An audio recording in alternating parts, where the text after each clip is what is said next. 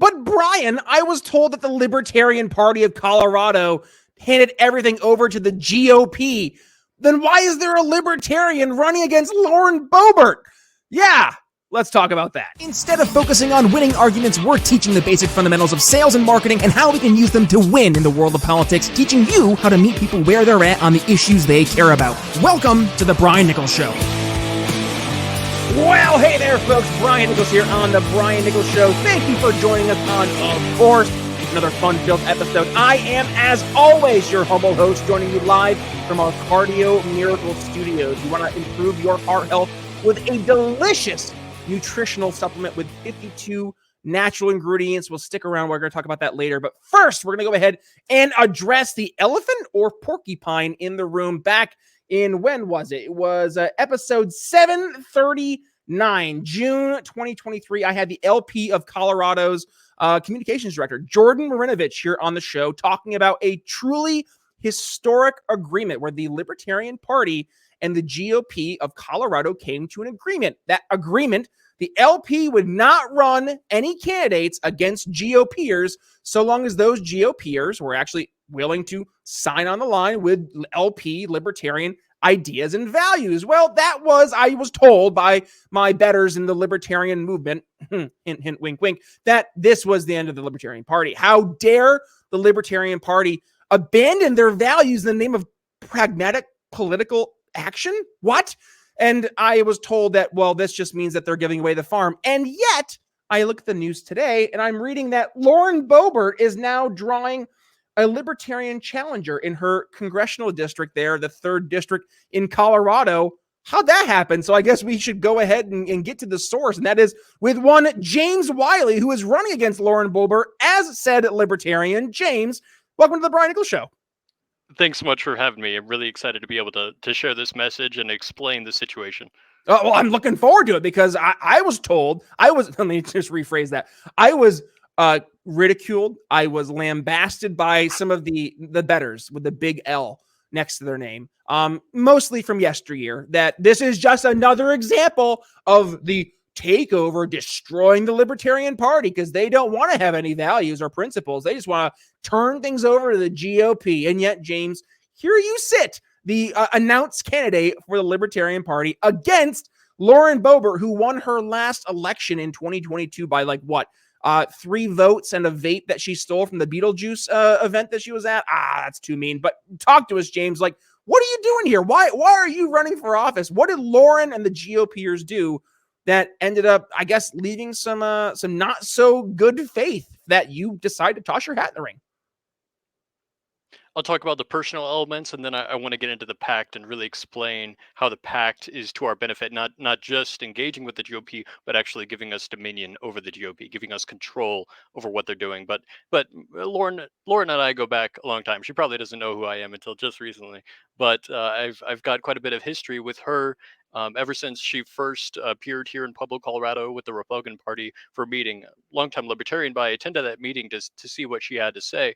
Turns out I wasn't quite satisfied then, and I'm still not quite satisfied now. In fact, my lack of satisfaction has grown and grown and grown to the point where even last year, with this race that was decided by 3 votes and a vape, or 542 votes, in there between 42 and 46, we're not exactly sure because it was counted by Dominion voting machines, which don't really do anything for us anyways. So the idea behind never voted in that race last year. Between Adam Frisch and Lauren Boebert, I didn't decide. I left that one blank because of how disgusted I was with her particularly. Even though she claims to represent the values of freedom, the values of liberty, as a part of the Libertarian Caucus in DC, still not quite satisfying. And the reason is because she says one thing, she does another thing. And that's been the demonstration that we've seen from her over the last several years. And obviously the Beetlejuice element just takes it to a whole nother level, where this is somebody who grassroots campaigners, even in Pueblo, Colorado, all across her district, have sacrificed hundreds and even thousands of hours of their own time volunteering for her campaign, donated to her campaign, helped to upset what was thought of to be an establishment person and bring in an outsider.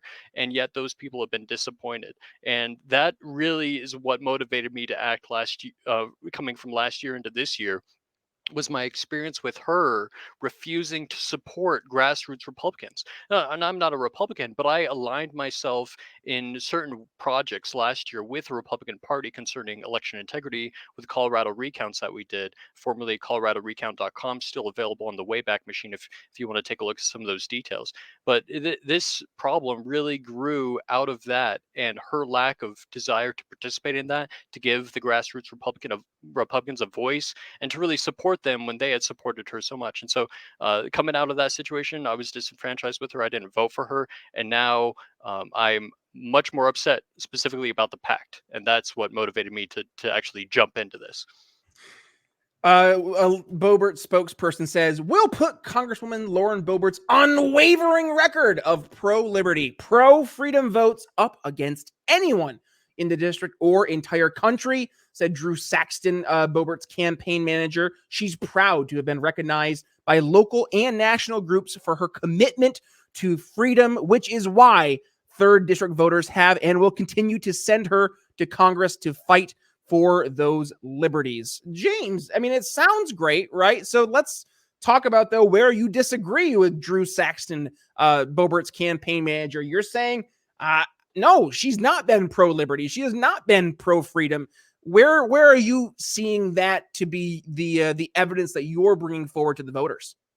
She demonstrated it with her refusal to sign the pledge. The pledge was a great opportunity for her to secure her race, to make sure that nobody would challenge her from the Libertarian Party, and all she would have to do is go up against Adam Frisch, do a better job than she did last time, put more work in, stay away from Beetlejuice, things like that, and she would be fine this next election cycle. She would win her 3rd term and probably go on to be a 30-year congressperson. But that is not going to happen because she refused to sign the pledge. She refused to align herself with the libertarian values, which she identified with when she ran for Congress. She said, "I'm the freedom candidate. I'm the liberty candidate. I'm running for Congress on that. I'm doing it a part of the Republican Party because I have to." But she didn't have to. I don't have to. And now the Libertarian Party can stop them and hold them accountable. She refused to abide by those values of the pledge of the Libertarian Party.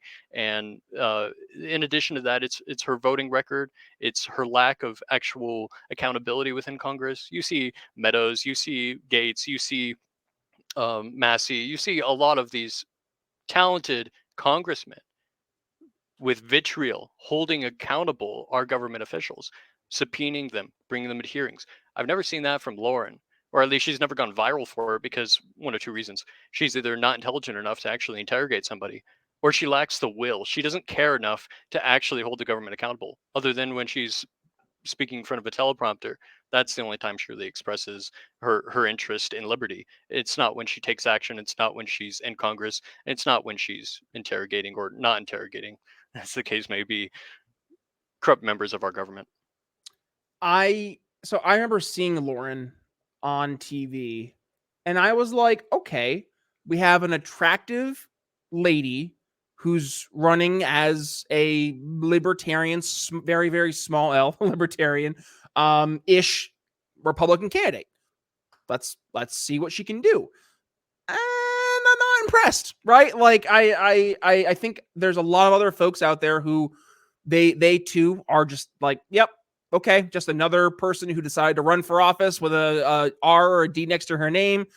Made some nice promises to certain groups of voters, and she ran that all the way to Washington. And you can only keep up the facade for so long until the voters realize, because like you actually have to go and do your job at that point, or actually put a vote behind your words. And she's not doing that. Or at the very least, she doesn't seem to have, to your point, the whether it's the wherewithal or, dare I say, the intelligentsia to go into these conversations.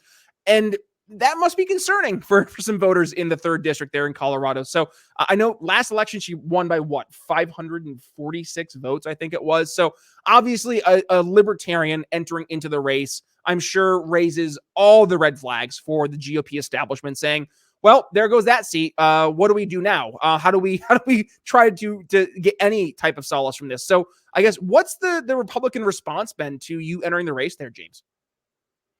This has been our aspect of the enforcement of the pact, and Mm. their response to it is, oh wait, this is real life.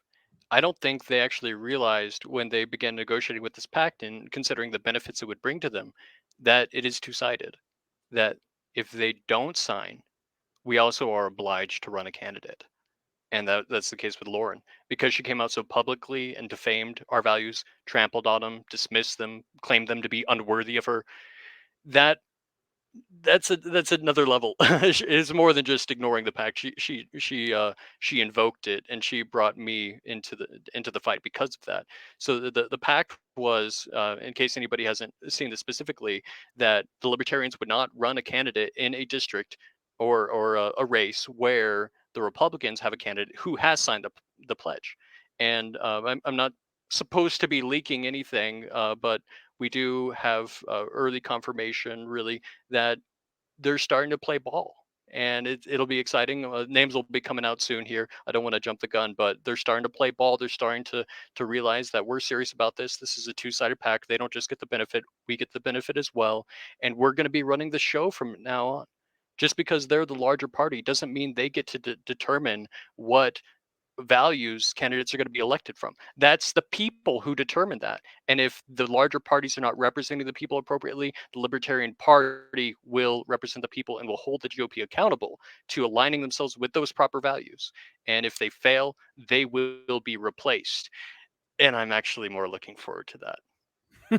Well, let's talk about those values and specifically the main pain points that you've identified and are running for office on. But first, James, before we do that, we gotta go ahead and pay the bills, which means we're gonna go ahead and give a shout out to today's sponsor, and that is Cardio Miracle. Now, folks, you've heard me say it many times here on the show. Yes, 4 months in, the Cardio Miracle difference for yours truly is in fact real. So if you are ready to supercharge your heart health like yours truly here and your energy levels, then look no further than Cardio Miracle, because this unique natural supplement contains a special blend, 52 of them actually, of ingredients that work to increase nitric oxide levels in your system. Oh, but Brian, why is that important? Well, here's why that's important. You asked, I heard you. Because nitric oxide is vital for promoting healthy circulation and protecting your heart health. So higher nitric oxide levels, they help relax and open up your blood vessels. That leads to improved blood flow, lower blood pressure, better sexual health, hear that, gents, and reduced inflammation. And across the board, the benefits are clear. Enhanced delivery of oxygen and nutrients throughout your body, meaning more energy, less fatigue, optimal heart health function, and better sleep. And also, by the way, if you want to go ahead and take part in feeling refreshed every single day, being powered by nitric oxide, you can experience the Cardio Miracle difference for yourself. Visit cardiomiracle.com today. Use code TBNS, the Brian Nichols Show, to get 15% off your order, which means you would join the thousands of others who are on the path to improved heart health and increased energy. One more time, cardiomiracle.com. Use code TBNS. Your heart will thank you. And oh, by the way, did I mention there is literally nothing to lose because there is a 100% money back guarantee. So start your Cardio Miracle adventure today. The finest heart and health supplement in the world. 52 ingredients, all in one drink. Cardiomiracle.com. Code word TBNS at checkout. All right, James, let's get to talking about principles, about platform. Why are you running for office? I know we were talking beforehand. You identified 3 pain points, 3 Ps. Talk to us about what those pain points are. Ultimately, I want to demolish the federal government, but on my way to getting there, there's some things that we need to take care of.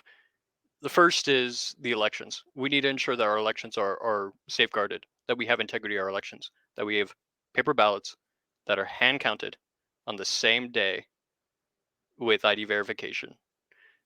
That's important. If we don't have that, nothing else matters. And they've found methods to cheat the elections in 50-50 races. That's why we need a third party upset. Otherwise, they're going to be able to continue cheating and selecting who they want in the elections. That's the first element. The second element that we need to resolve before we can move forward, before we can heal, is COVID.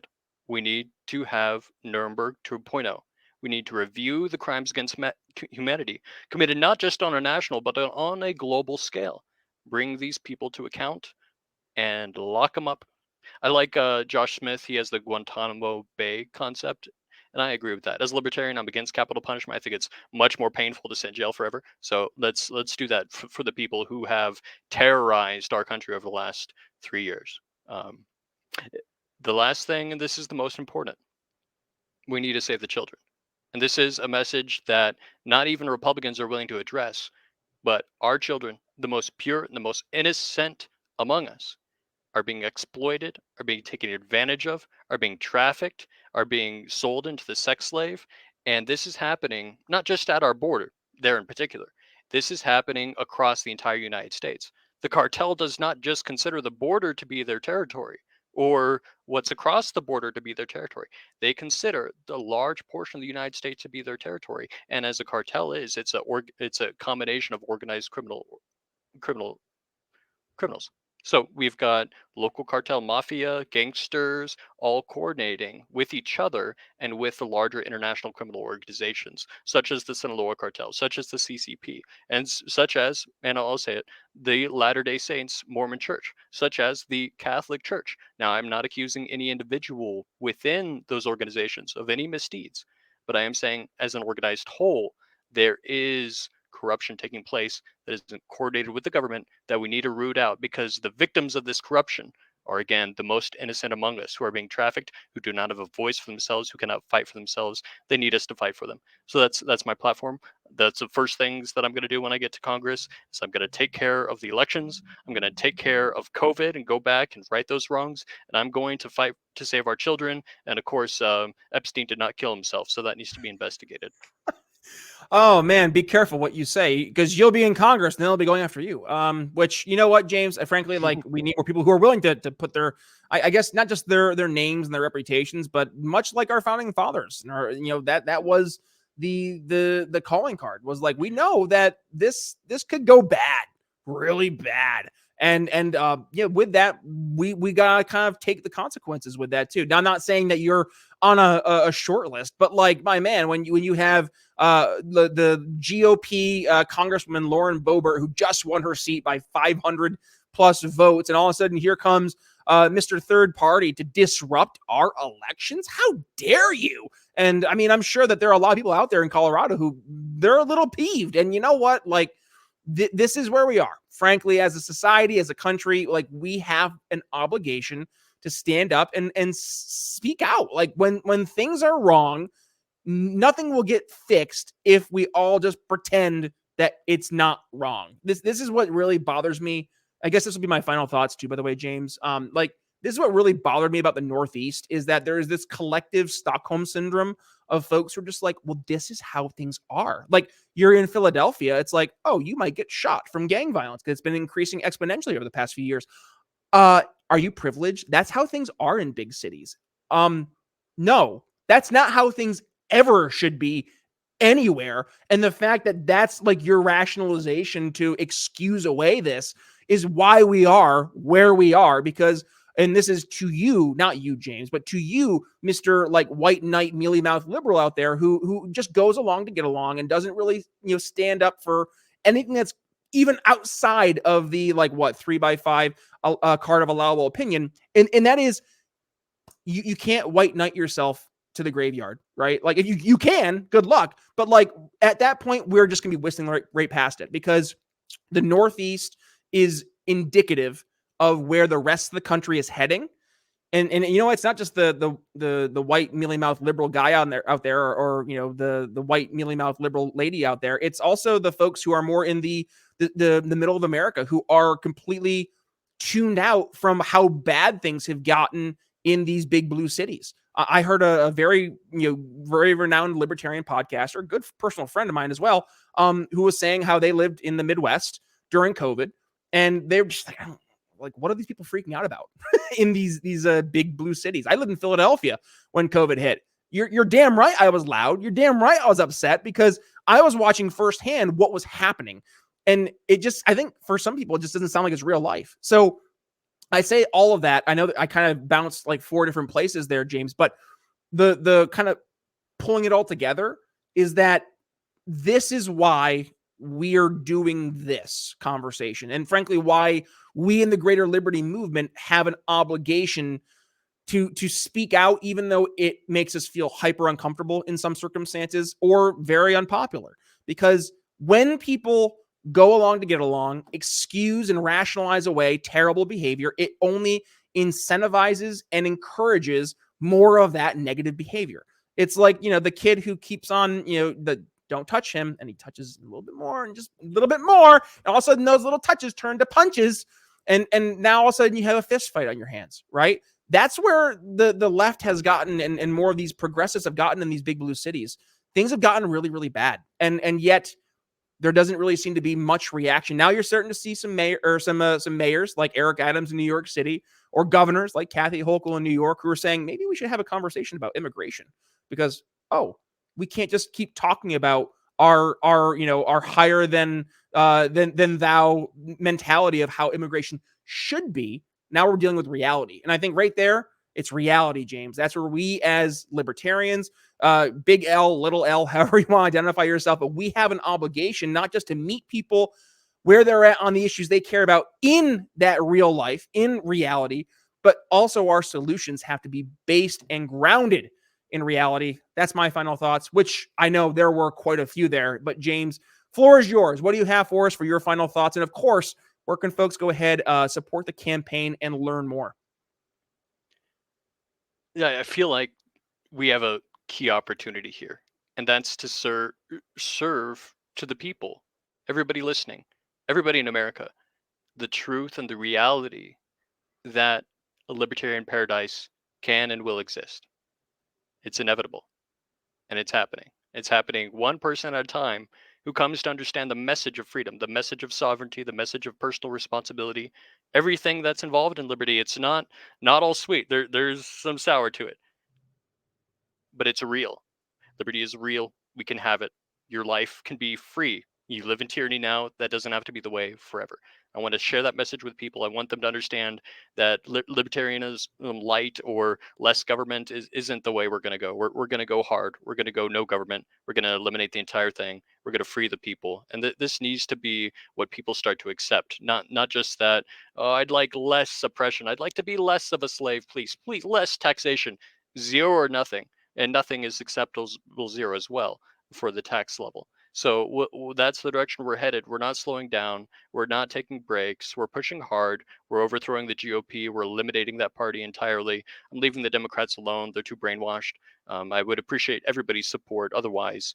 And you can find me at wileyforvengeance.com. That's WILEY number 4 vengeance VENGEANCE.com. wileyforvengeance.com. And we're going to be recruiting a bunch of volunteers, raising a bunch of money, really shaking up things here in Colorado. And we've already got one person to sign the pledge. We've already got Lauren Boebert being challenged by me. We're taking on the GOP. They're going to be eliminated out of this state within a couple of months here, and out of the country within a couple of years.